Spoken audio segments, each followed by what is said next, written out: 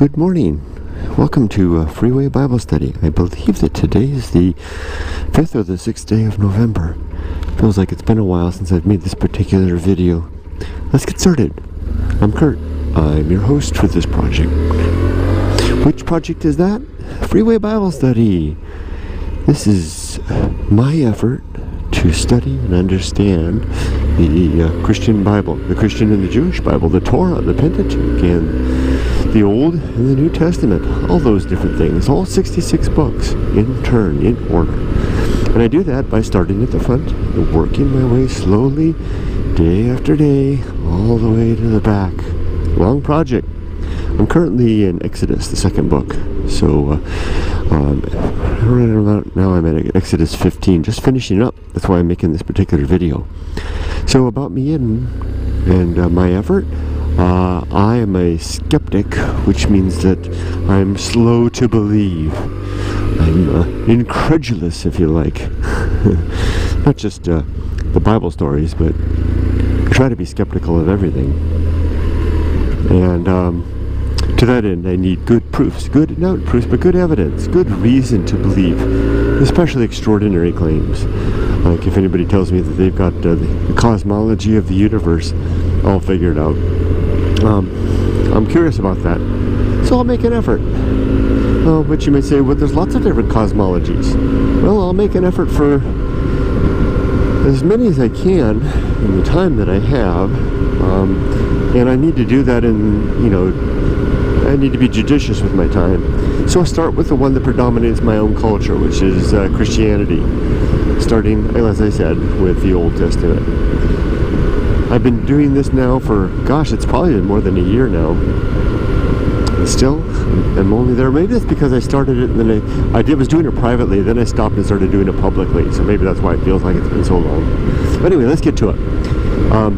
Exodus 15, aka the Song of Moses and Miriam. So at this point, the people, the Israelites, the children of God, have been safely delivered from Egypt across the Red Sea and to the far side where they are now safe, because God has not only provided them passage across the through the parted waters, but also had then laid waste to the pursuing Egyptian army by causing the flood to course over them and to lift them up bodily, horse and rider connected one and all, and then dash them down to sink like lead into the sea.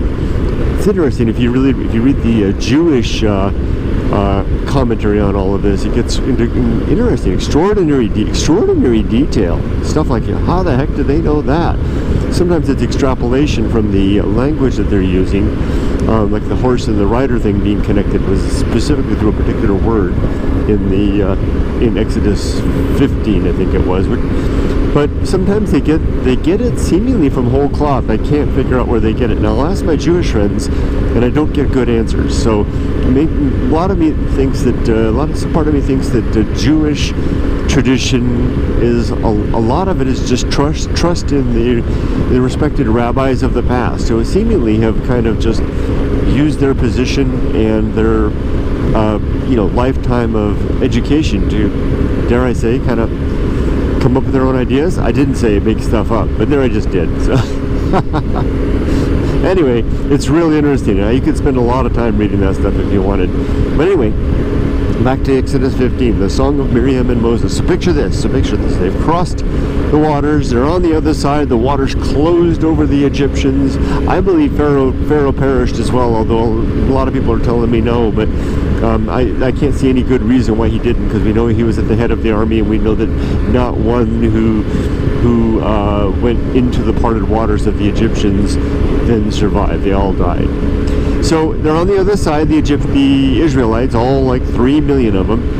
That's a lot of people. Man, and they're looking back and they're seeing the waters closed over, and it says in the Bible that the bodies of the Egyptians are on the shore, and the Jewish scholarship says that the people were down there trying to pick up it says that the chariots were covered with jewels and gold and silver, and that the people were down there trying to get that stuff off of the, basically, take from pillage the plunder from the dead Egyptian army. And there was something about that Moses wanted them to stop for something. I think he called them together for the song of Moses and Miriam. Maybe that was part of the reason, but for whatever reason, Moses and Miriam, who is his older sister, break into song, and this is called the Song of Moses and Miriam. And as the story goes, apparently, doesn't say so in the Bible, but according to, I think it's Jewish scholarship again, Moses was singing to the men and Miriam was singing to the women, which is good and in keeping with Jewish custom today, where these sexes tend to be separated in ceremonial events. So that's quite a chorus. Imagine they're each leading a chorus of 1.5 million. The heavens must have rocked. Well, I mean, not rocked like, Black Sabbath, Judas Priest. I'm talking about rocked like literally shook with the chorus of 3 million singing. Don't know if they were singing in sync, but they sang the same song. And the song is basically a tribal triumph song. I made that term up. But if there is such a thing as a tribal triumph song, this would be it, right? God is a man of war. He dispatched the Egyptians and made them sink deep into the sea. His nostrils blew when wind and it parted the waters. His great fury. Oh, and I'm getting overboard. The first two bits there, that was definitely in there about the waters and the nostrils. And remember, it was a wind that parted the waters, apparently. Anyway, it goes on and on and on, just about how God was the God of our parents, and we will make a habitation for him in the land where we're headed. And then there's prophecy, right? It says, we're going to head. The Moabites will tremble at our coming. The Canaanites they won't know what to do. The Philistia they're just gonna soil their pants when they know we're coming. I mean, it really is prophetic, and it's talking then about the eventual arrival of the children of Israel in the promised land of Canaan. Furthermore, they go on to talk about the habitation. They'll make a habitation for God, which of course will be the tabernacle that's coming a little bit later. And I spent like 2 weeks on this. I didn't think I would need to spend more than 2 days, and I spent 2 weeks. There was a lot in there. And at the end of all that, there's a bit of prophecy. And the Jewish scholarship indicates it's a bit of a test. And Moses actually delivers unto the people, apparently, a bit of parchment from the Torah that I guess he's writing. Remember, tradition holds that Moses actually wrote the Torah, aka the Pentateuch, the first 5 books of the Bible. And he actually wrote that himself. And apparently he was writing down some of the laws. Remember, there's 613 prescriptions, laws in there. These include the 10 Commandments, but there are 613 in total. And apparently he was writing some of this stuff down, I guess maybe in the evening, under the light of the pillar of fire. He's over there, he's got his parchment out and, whatever he uses to write with. And he's writing down, and he wrote down a couple of prescriptions, including something about the Red Bull, whatever the heck that means. Not the drink, not the energy drink. And also something about, there were three main prescriptions. One of them was for the Red Bull, another one was, I think it was liturgical events, something about the ordinances for priestly rites. And there was a third that was something else. And he actually gave that to people, along with a suggestion that if the people can follow these ordinances, then God will keep them and will not visit upon them. He's very specific. He says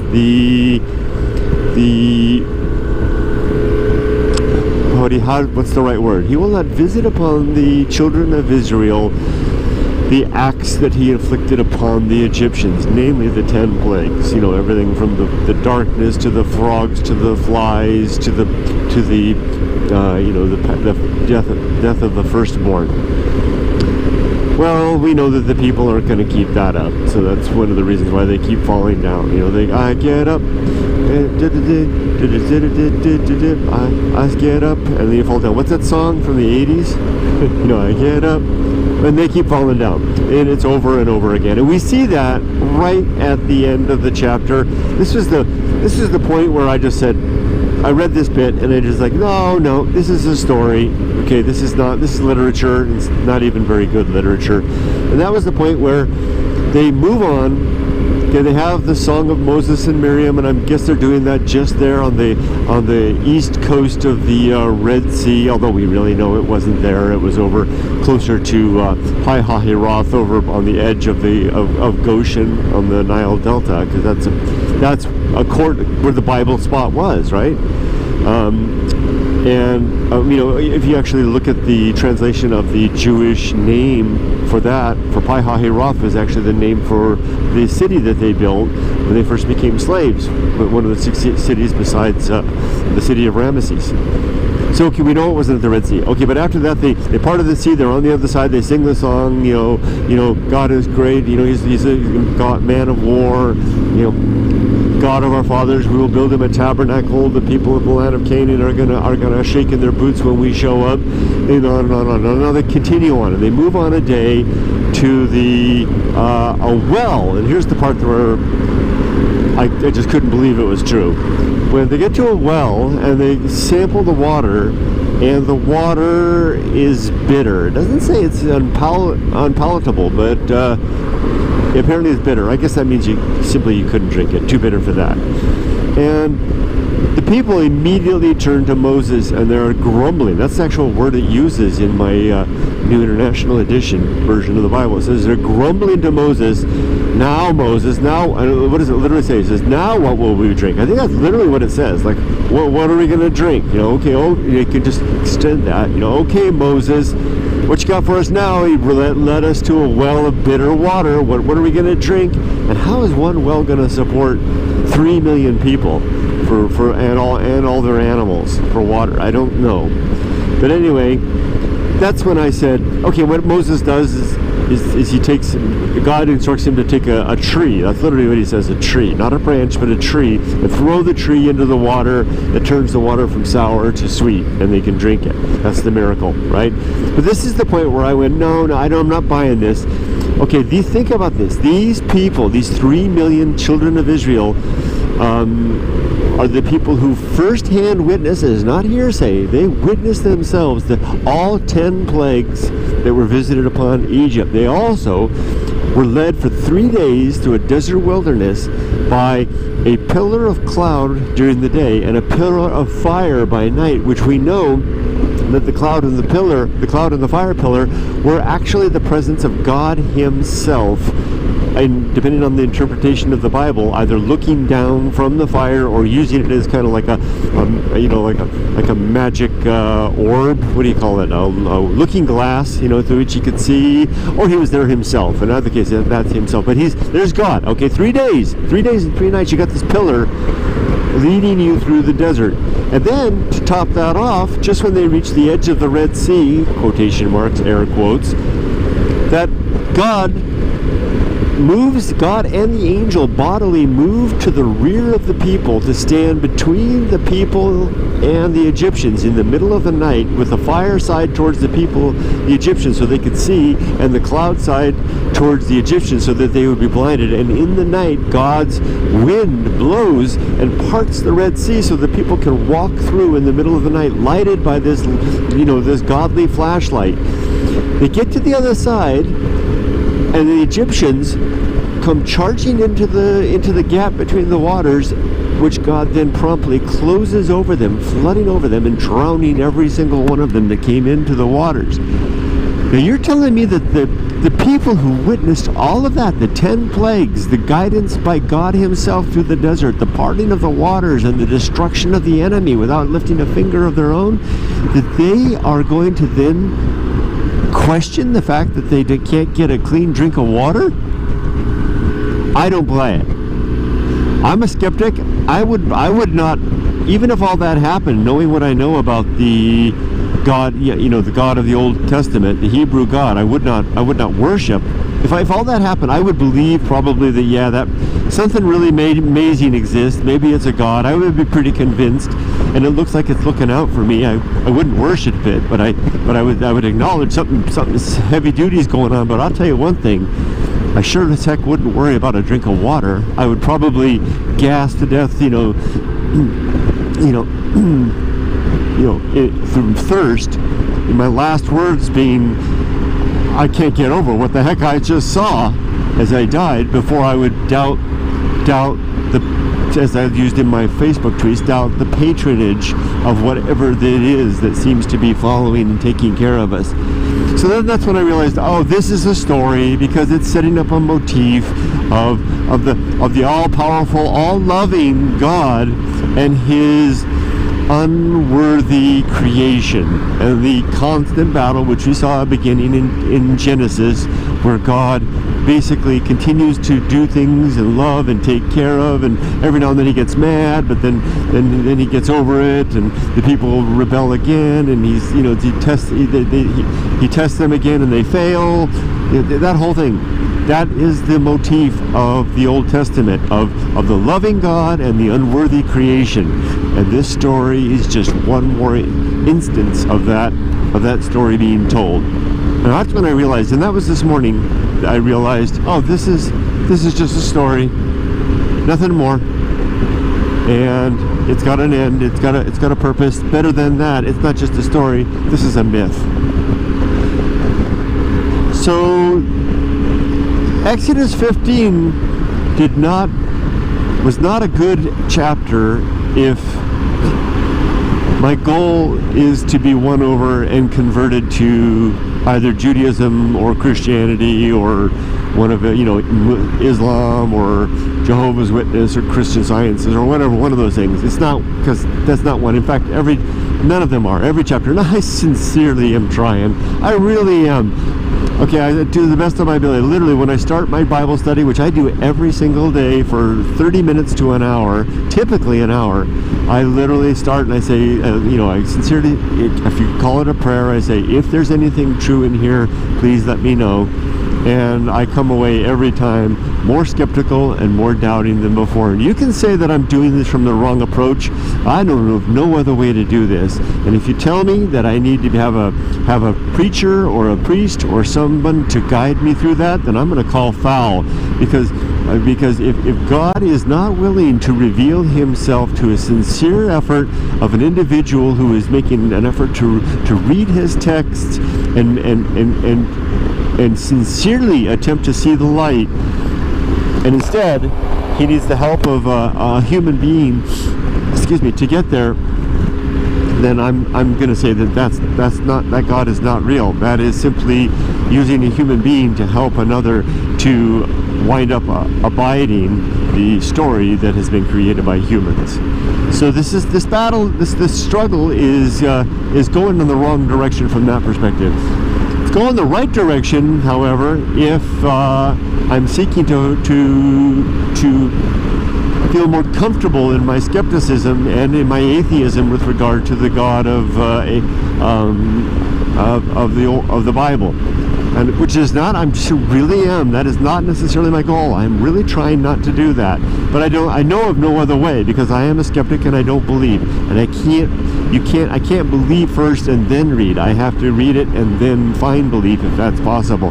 And if you ask me to simply suspend my reason, suspend my critical thinking, and just abide faith, then that's a losing effort as well, because faith is the answer that we give when we don't have any other good reason. There's absolutely no conclusion that we can't arrive to and support on the foundation of faith. Every religion uses faith as the final test of its merits. So that very fact alone, that every single religion can be supported by faith, is our strong and conclusive evidence that faith is not a good pathway to truth. And with that, I'm going to go ahead and stop. Thanks for joining me for another Freeway Bible study, Exodus 15. I'm looking forward to tomorrow, Exodus 1, 2, 3, 16. Woohoo! New one. Wow, okay. Take care, everybody. Have a great day. Bye-bye.